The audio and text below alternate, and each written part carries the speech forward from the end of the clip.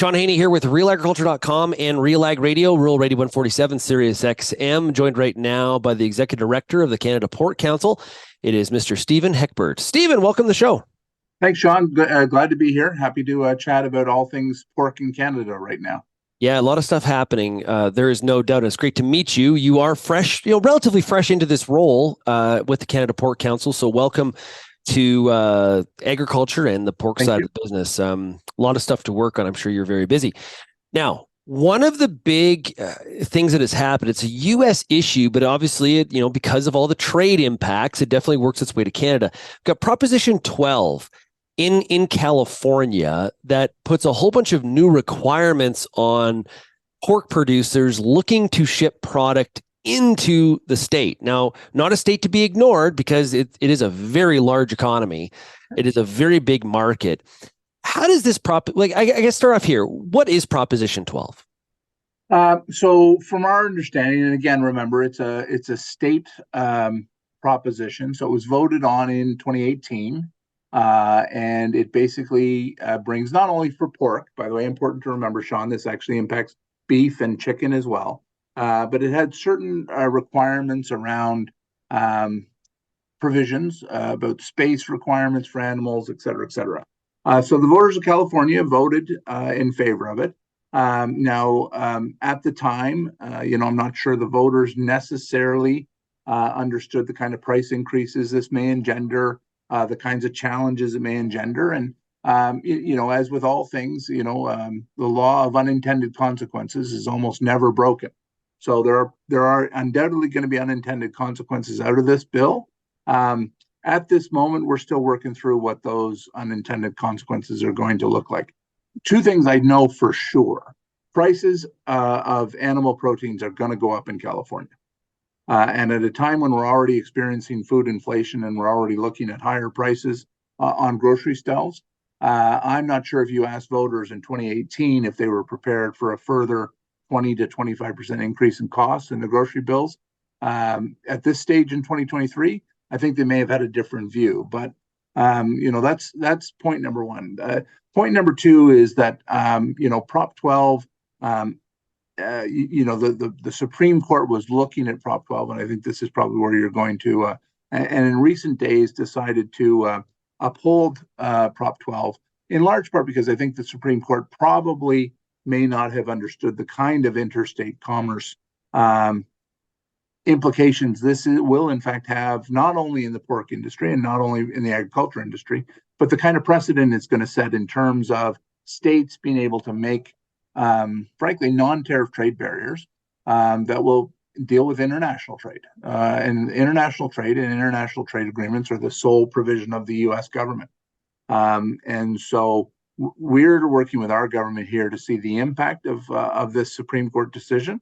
But we basically have a system-wide approval in Canada as we approve system-wide in the United States. So something like this has a direct impact on the approval of the system. And so whether the state of California now intends to send inspectors around Canada to determine who is in fact Prop 12 compliant, you'll be surprised to learn it isn't the business of the government of Canada to ensure that our barns are Prop 12 compliant. That is not frankly, in any of our interests. And I would also say, I'm not really sure how California intends to do that with Nebraska and Iowa and with the American states, but certainly very difficult for them to sort of have this kind of compliance test. And I'm not really sure what they're looking for from a compliance test. So the impact of this is still really, frankly, up in the air. Yeah. And one of the questions I've had, and this is, again, unanswered, I'm just, one of the impacts that I potentially see is, how does a Costco or a Walmart deal with the situation where there are Prop 12 rules in California that are different than the rest of the country? And do we start to see some sort of they just don't, they procure from a broad standpoint, not necessarily dealing with, and not to say California is a niche market, but it's a portion of the country that can create complications for other U.S. states and for Canadian exports if this sort of widens in terms of what is allowed or not allowed. It just feels very much like a non-tariff trade barrier. I think you. Uh, Worst case scenario for California is they wake up on July 1st and there's no meat on the shelves. Worst case scenario, simply because producers, processors not able to sort of certify Prop 12 compliance in a way that satisfies California, and therefore there is no one who can sell meat products into California as of July 1st. So that's sort of the worst case scenario. And so what that would mean for California is, um, I don't know. You'd have to ask someone in California. But that's sort of worst case scenario. I mean, more likely case scenario is that on a go forward basis, costs are going to go up for sure. There's going to be increased production costs if we're going to try to satisfy these requirements, and it could well lead to a bifurcated market. Right. One of the advantages California had here was they have basically next to no pork production, and so their internal costs are going to be next to zero. But this will have an impact on the cost to consumers. Absolutely. Stephen, how high is the bar? Like, is this a large jump for, like, what I've been hearing too is that there are some of the packers in the U.S. have been working with some larger pork finishers to be compliant. How high is the bar here for people to meet? So it's a change, right? And all changes require time, right? They require time in terms of changing your infrastructure. They require times in terms of making sure that, just frankly, from this perspective, it would be compliance testing from a lot of perspectives. Like, who does California now have a nationwide auditing system where they will send inspectors from California to each of these barns, facilities, et cetera, et cetera. And does California therefore sort of have a quasi-national outreach of their agriculture inspectors who are going to go into barns and other jurisdictions? And if I'm in Iowa or I'm Nebraska or I'm any other state, do I want inspectors from California going into my facilities? Not only the biosecurity risk of crossing state borders like that, but there's a whole bunch of implications of this that I frankly, I'm new in the job and I still don't really see how. This is a case where I got to confess I don't understand how the U.S. works. And that's a broad question sometimes. So a part of this too that's concerning. I'm not going to get the verbiage right, but there is the ability for, say, an activist group to use hired counsel to basically challenge. Like, one of the big concerns here is there's going to be a flurry of lawsuits charging, basically trying to get producers to prove that they are innocent in terms of their ability to meet some of these production bars that are going to be in place.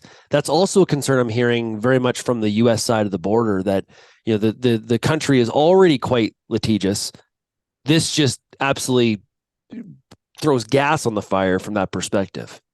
Yeah, and again, that's one of the things we have to contemplate from a Canadian perspective, right? Like, we certainly have a different legal system than you'd have in the U.S., and so have to take that into consideration as we go forward.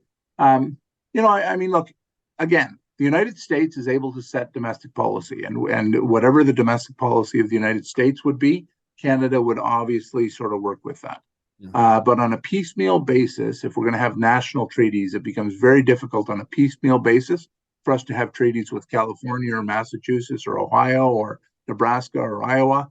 That's not how these international trade agreements work. They are nation to nation, and this adds a wrinkle that I think, frankly, we probably, and I can't speak for the government of Canada, but I certainly don't think we had contemplated the level of the wrinkle in the trade arrangement that this is going to put. Yeah, because you're having to work, Ottawa to DC, and then DC dealing with Governor Newsom and his trade officials. This is not exactly a direct route.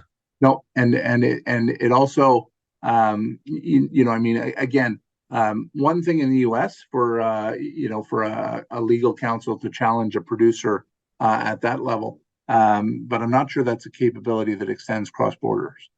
So, I don't think we'd be looking for California lawyers coming up to Canada and challenging some of our producers. That would not be a welcome intervention. Is there a possibility that the way to solve this would be to put pressure on the U.S. by using one of those dispute resolution panels that that right were afforded in the USMCA agreement, or is it too early for that? I think I mean, let's put it this way. Everything would be on the table depending upon sort of what the impact of this is. Um, I mean, I'm really still a bit, and again, I'm new, but I'm still in a little bit of shock that that the decision of the Supreme Court went the way it did. I mean, interstate commerce and international commerce is really the purview of the government of the United States, and so a ruling that said that states can start to play in the interstate commerce world and start to impose regulations and rules on other states. I got to confess, would not have anticipated that ruling.